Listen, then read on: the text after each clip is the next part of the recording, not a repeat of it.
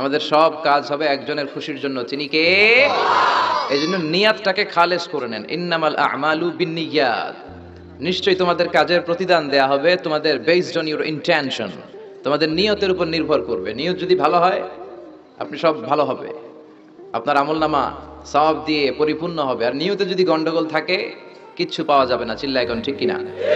নিয়তটা অনেক দামি জিনিস।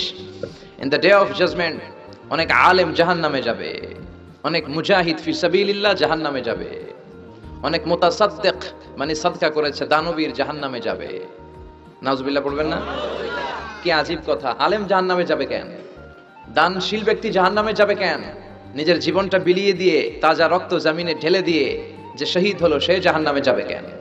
আল্লাহ আলেমকে বলবে, আলেম তুমি জাহান্নামে যাও। আলেম বলবে, আল্লাহ আমি এত কোরআন শিখলাম, এত হাদিস শিখলাম, মানুষকে কোরআন জানালাম, আমি তো জান্নাতুল ফেরদাউসে যাওয়ার কথা, জাহান্নামে যাব কেন? আল্লাহ বলবে, তোমার নিয়তে গন্ডগোল ছিল।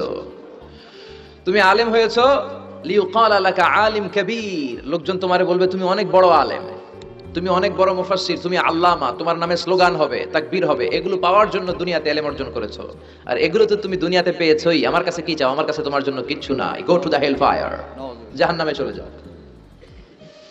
অনেক মুজাহিদকে আল্লাহ বলবে, ইয়া মুজাহিদ উদখুলিন নার, জাহান্নামে যা।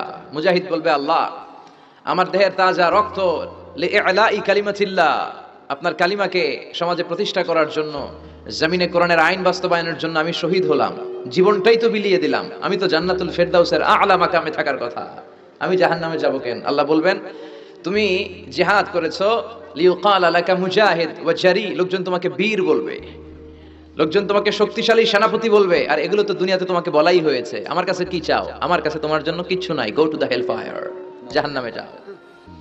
অনেক দানশীলকে আল্লাহ বলবে, দানশীল তুমিও জাহান্নামে। দানশীল বলবে, আল্লাহ মসজিদ তো কম বানাই নাই, এতিমখানা তো কম করে দেই নাই, মাদ্রাসা তো কম বানাই নাই, আমি জাহান্নামে যাব কেন? আমি তো জান্নাতে যাব। আল্লাহ বলবেন, তুমি দান করেছো এই জন্য যে লোকজন তোমারে শিল্পপতি বলবে, হাতেম তাই বলবে। এরকম দানশীল আছে না নাই?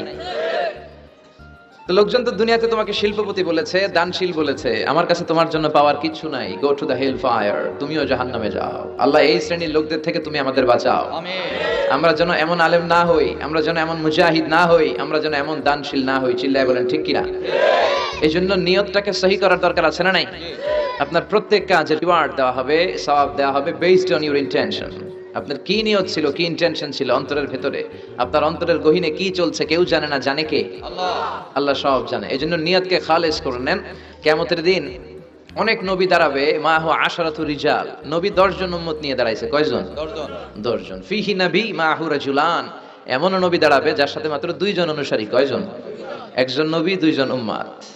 ফিহি নবী মাহু রাজুল ওয়াহিদ, কিয়ামতের দিন এমন অনেক নবী দাঁড়াবে তার উম্মত মাত্র একজন, নবীও একজন, উম্মত একজন।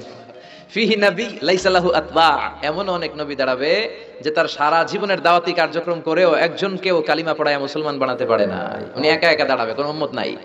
তো যেই নবীর কোনো উম্মত নাই, ওই নবীটা কি ব্যর্থ? জি না। জোরে বলেন। সেও সাকসেসফুল, সেও সফল।